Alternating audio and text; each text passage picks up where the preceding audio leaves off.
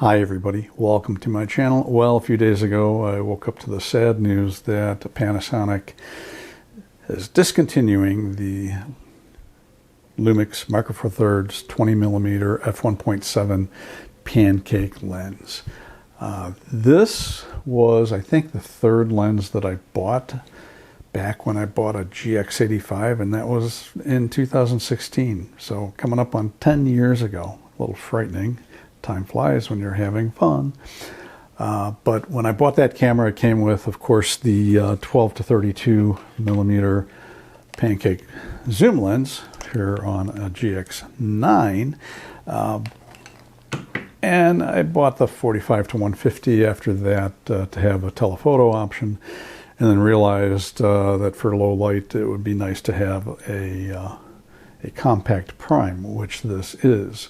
So I thought I'd talk a little bit today about this lens and what it means going forward for Panasonic Lumix and Micro Four Thirds. This is a really good little lens. It's sharp.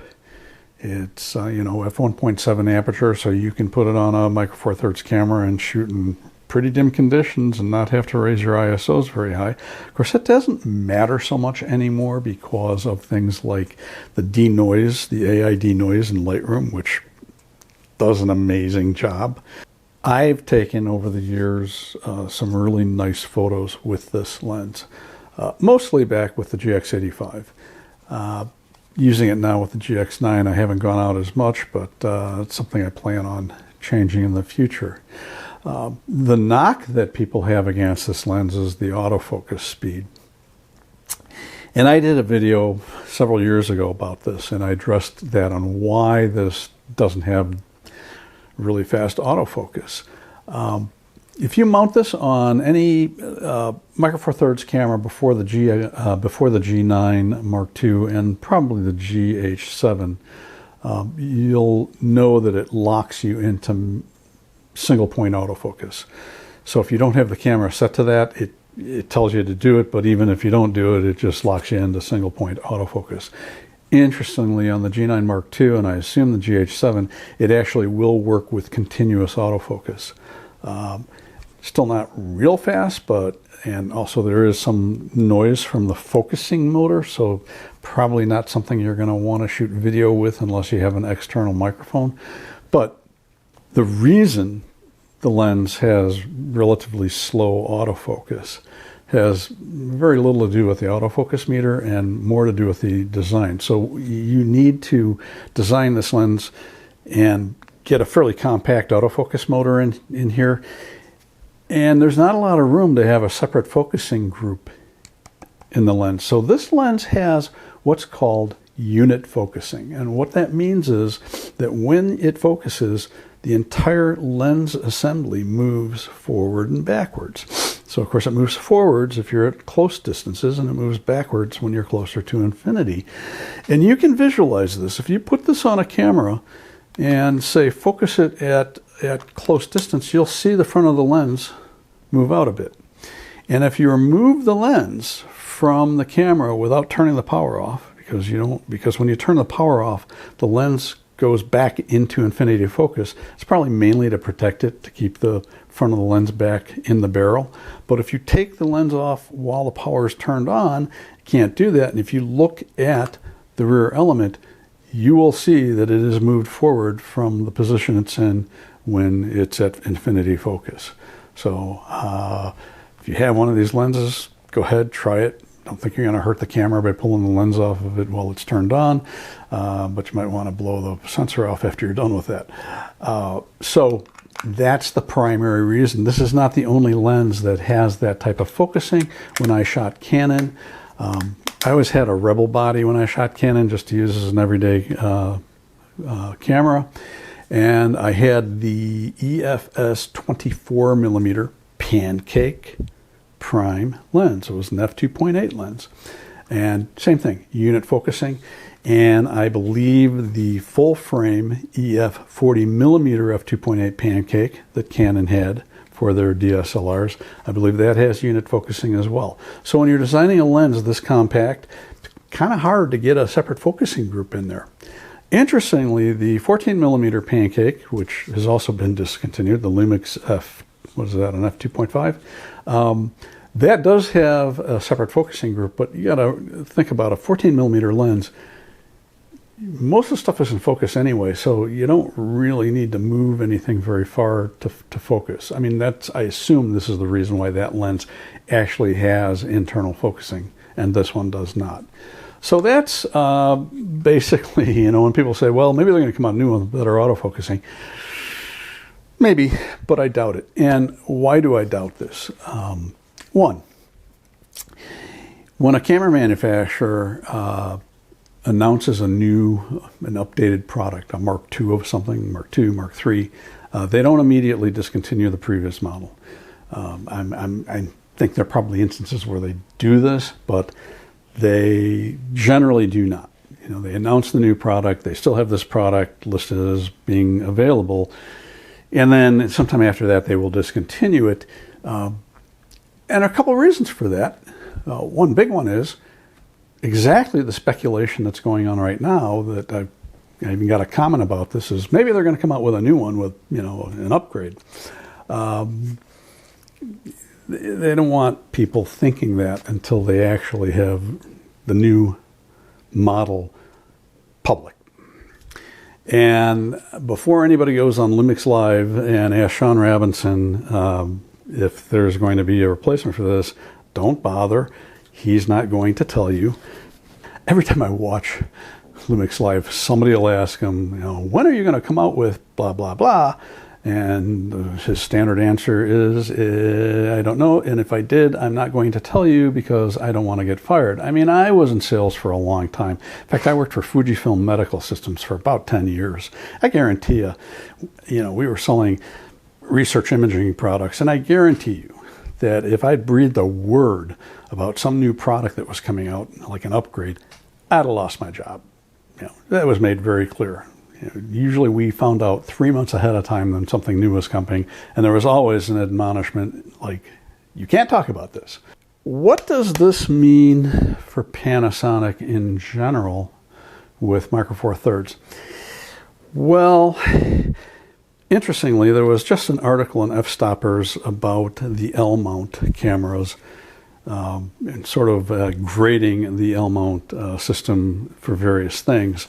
And giving L-mount credit where credit is due. I mean, the lens inventory is getting bigger and bigger and bigger.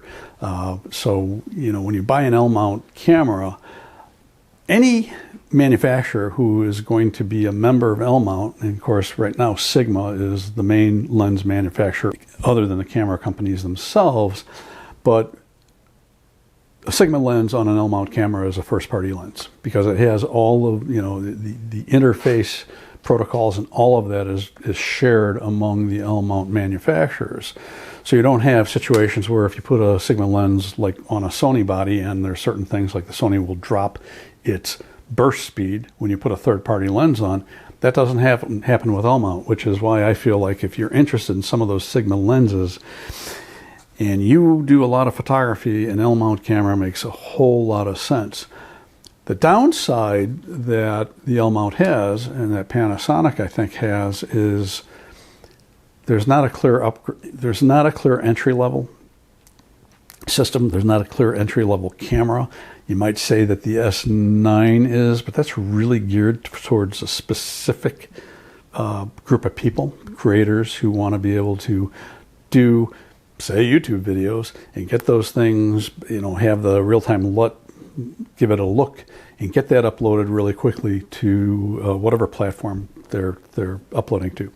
So there isn't something like with Canon, Nikon, Sony, where you have an APS-C camera that has essentially the same mount, and you can put the full-frame lenses on that APS-C camera, and then if you're going to upgrade to full-frame, boom, easily done, right? So with Canon, you've got, the R10, R50, and R100, which is pretty much a Rebel. And then you have the R8 at the bottom end of the full-frame line. Panasonic doesn't have anything like that. they've registered a couple new cameras in China, so we'll see what they're doing. There's a lot of speculation that one of those cameras is going to be an S1H Mark II, which I think makes a lot of sense. But I do think they need a camera at the bottom end.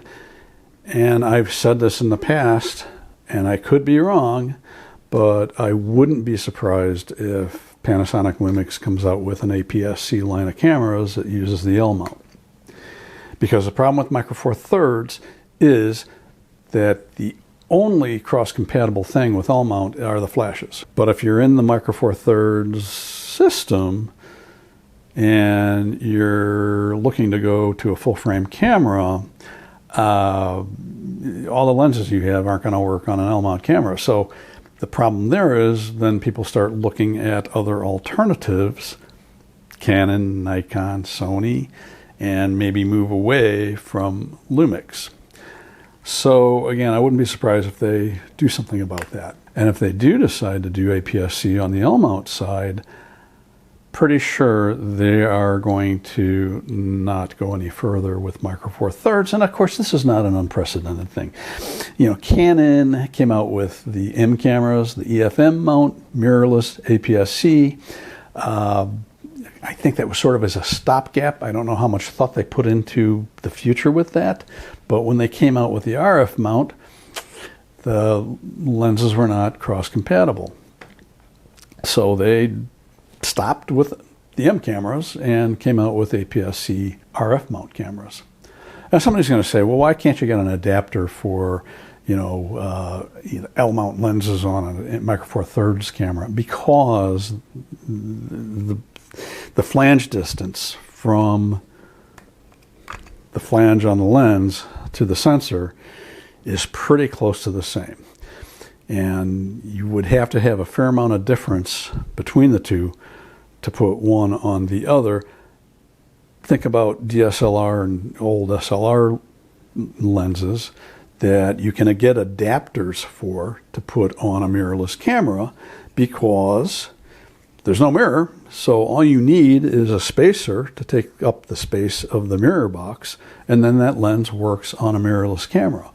I think there's like a millimeter difference between L mount and Micro Four Thirds, so it's just really not possible. I shouldn't say it's not possible. You could do it, but you'd have to have optics in the adapter. And I think Canon, when they switched from the old FD mount to the EF mount, they actually sold an adapter for the FD lenses to work on the EF mount, and there were optics in there. You also had, I think that was kind of a kludge. It didn't work very well, so I think that kind of went away. But those are my thoughts on, unfortunately, what's going to happen now that this lens has been discontinued. It just seems to me like, why would you discontinue that if you were planning on continuing to support Micro Four Thirds? Hope I'm wrong. I could be. I'm not saying that I'm right about this. What happens if they do discontinue producing Micro Four Thirds cameras? Well, in the grand scheme of things, it's probably not that big of a deal because we've got lots of new photographers coming up, and for them, it's not going to matter. It is going to matter for people who have Micro Four Thirds now and are thinking of going to full frame. I gotta be honest with you. I do have the S5 Mark II, and I bought the Sigma 20 to 200 millimeter lens to use, and I use that specifically for photojournalism. I had a job this morning where I had to go photograph a building that the village of Forest Park has condemned. So we are doing a story on that. And I needed to get the entire building, and I needed to get details of it, and for that, it's perfect. But when I go out to shoot on my own, I almost always take either my G9 Mark II or my GX9. And the G9 Mark II is still noticeably lighter than the S5 Mark II. So that's one of the reasons if I go out for a hike, I generally don't want to carry a lot of weight. So anyway, I'm going to end this right here. These are my thoughts on the matter. If you have any input at all, please leave a comment down below. I'll try to respond to those as quickly as possible. If this is interesting or useful, yeah, pop that like button. It's a big help to me. I have a little slideshow for you of images that I've taken with this lens, and mainly the GX85. I don't think there's anything in this slideshow that's from anything other than the old GX85 that I had. So enjoy that. I'm Todd Banner. I will see you in the next video.